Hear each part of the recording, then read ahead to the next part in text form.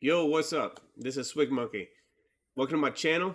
We're going to talk about some movies. We're going to talk about some games, some current games, some board games, some RPGs, give a little bit of review of things, get a little bit of my personality in here, and then we're always going to finish off with mental health. I'm a licensed professional counselor in the state of Ohio. Mental health means a lot to me. Everybody deals with a little bit. So we'll go over a couple things, toss out a hotline number in case you're dealing with some kind of mental health thing. But let's get into it. So, who am I? I'm Swig Monkey. I write for PureDiablo.com. Um, as a hobby, I also play a lot of board games and I watch a lot of movies. So, let's talk about movies. So, the year just ended. There were some really great movies that came out last year. Um, Top Gun 2, absolutely fantastic. That movie was amazing. If you have not seen it, go see it. Avatar 2 met and exceeded my expectations. I was expecting some weak storyline, something that didn't really gel well and didn't really make a lot of sense, but I am so excited that it was 100% better than I was expecting. I got blown away, and I can't wait to see what Cameron does with the next group of this.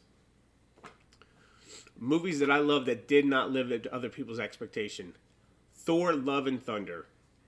If you wanted a straight up 80s action flick with some heavy metal and just some cool stuff, this was Thor. If you wanted a good Marvel storyline, it wasn't there. It was very light and kind of cheesy, which is probably why I dug it, because it reminded me of like an 80s classic movie.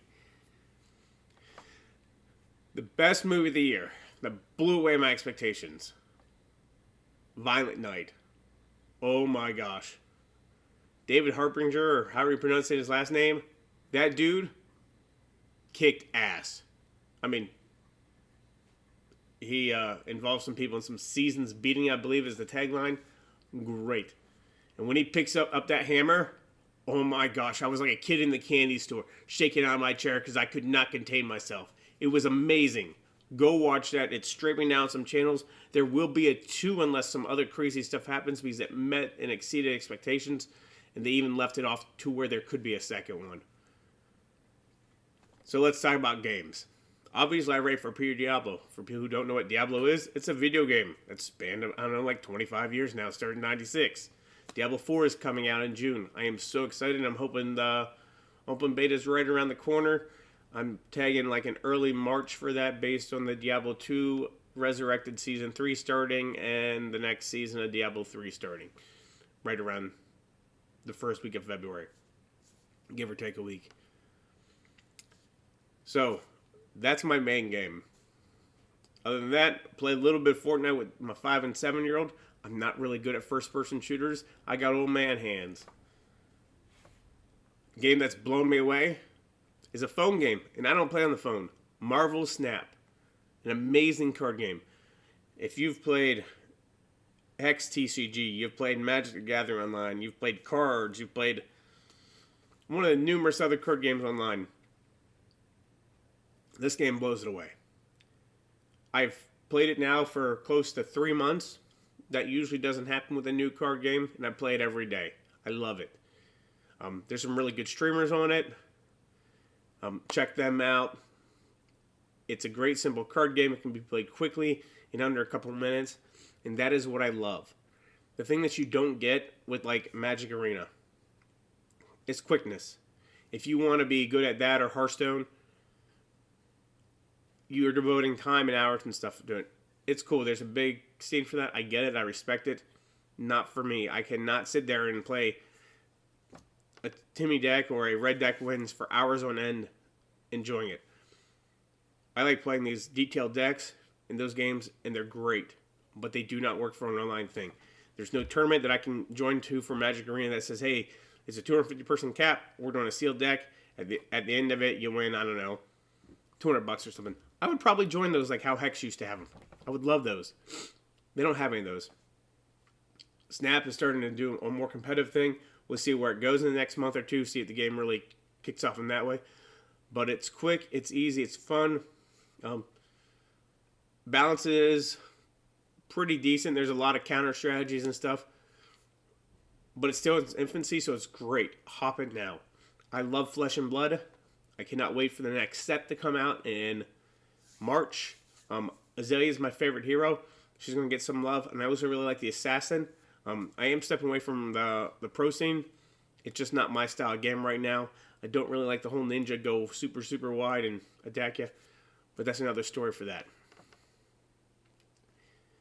Let's talk about other video games. Marvel Midnight Suns. When it came to me buying a new game around the holidays, I had 3 picked out. It was Marvel Midnight Suns, it was a Warhammer game, Darktide, and it was Elden Ring, which I don't own. Elden Ring lost out because it's kind of twitchy. Old Man Hand is against. Not for me. Darktide looked like it was a game that was going to go on sale. So I was like, you know what? I'm going to buy this Marvel Suns. I got 25% off coupon on games. Blew me away. I think I played it for about 14 days or so it took me to get through the game. And that was playing for a lot more than I should because, I had the week off. And the kids were off. Love the game. Can't wait for the downloadable content that comes with the game so that I can roll through it. Love it. Board games. Wingspan came out with their Asia expansion. It's supposed to be amazing. I have not got a chance to play it yet. Due to the holidays and people being sick and everything, including myself. Another game is called Ark Nova that I just got introduced to. I'll show up here. Boom. May or may not see it just because the background thing is. But you're building a zoo. Really cool game. Has some things like terraforming Mars. I don't know if it's that in depth yet. I've only had one playthrough. I don't like the way they do the final scoring. It's just kind of hokey. It makes sense, but it's something that you'll have to read the rules a couple times just to get it. Really kind of cool that they have the different habitats and you're trying to build it, and then while you're trying to build your conservation too. So you're trying to save animals while you're trying to get your zoo to be popular at the same time. It's a nice counterbalance with conservation. Giving you a good point boost and tickets. So you kind of want to combine them both. You can't go full bore in conservation because you'll lose, and you can't go full bore in tickets because you'll lose. So you kind of have to find a nice equal ground. Really well balanced. RPGs. Let's talk about Wizards of the Coast and the Open Gaming License. The Open Gaming License is a fiasco. Obviously, Hasbro realized they totally screwed up on this, and they're kind of backtracking now. But it seems like a lot of the other companies, Kobold Press, and I don't know all the game companies. I don't remember them because they hit off on my Facebook feed the other day. They're going to work together and make an open game license that's controlled by a third party. It's open source. It'll be great. I'm speaking of RPGs. I just successfully finished my campaign on Adventures of Combat and Quest. It's about an 80-page PDF. Takes you from level 1 through about level 6 of a custom RPG thing. If you like Diablo, you like old school role-playing games, and kind of more like a dungeon crawler, this game's for you. Took away some of the base stuff, there's no athletics rolls or stuff like that. It's just your stat rolls, percentile die. Look forward to it on Drive Through RPG around the end of February, and then come Origins middle of summer. I'm looking at doing the full launch, which has all the way up to level 20 play, actually up to level 25. The enemies will scale up to that level pretty easily. 7 character classes. There will be a physical copy with this one as well. If you're interested, there will be some demo opportunities at Origins this year down in Columbus, Ohio. Check it out. They should be up by next video post. And that brings us to our last topic, mental health. Keeping with the movie theme, my wife and I just went to watch A Man Called Otto. This movie has some mental health aspects to it. Some of it was a lot darker than I was expecting from the movie. Some of it was kind of what I was expecting. So if you're dealing with any kind of mental health crisis, take a moment and jot this number down, 988. You can either text or call it. Less than a minute wait time based on the last statistic they released in December. So if you're dealing with any kind of thing, thinking about harming yourself, or somebody who might be, and they're looking to reach out and they're not ready to make that step and make an appointment at a local counseling office, community mental health, or down in the VA if they're a veteran like myself. Um, Give them that number. It's a nice resource they can call to get them the help they need. We're going to talk about logotherapy today. It is the meaning of life, a purpose, something that lets you carry on. It's very task oriented usually. Like, I do this because it brings me joy in this. When I was down, it helped me get through a period of time. And it can be something simple. For me, it was, you know what, I just got to make it through the next 3 months and I can watch Captain America Civil War. That's literally how much it meant to me, was making sure that I kept myself in check long enough to complete my task, which was watching a movie. That is the dark thing. Logotherapy was created by Viktor Frankl. He was a Holocaust survivor, psychologist.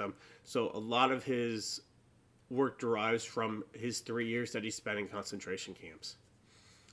He got to see and experience in a way that none of us can, why people lost the will, how they did, the people who survived and stuff. And he gave that meaning, and he found out that his attitude and all this stuff helps you get through. So find meaning in anything you do. Do it well. If you're not in a rut and you can't find meaning in something, find something that gives you meaning. And like I said, it could be something small. We all have to start somewhere. It could be, each day I'm going on a walk because it makes me feel better. It could be, I'm going to call my buddy that I haven't talked to, and I'm going to talk to him for 5 minutes a day, and then I'm going to text him each day for the next 7 days. Find something small that you can do. Give yourself some meaning in doing it. And maybe it's just to cheer yourself up. Maybe it's to cheer them up. Do those little things. Next week, I kind of want to get more into a little bit of the wants, needs. Talk over that so you can help develop that. That is all for today.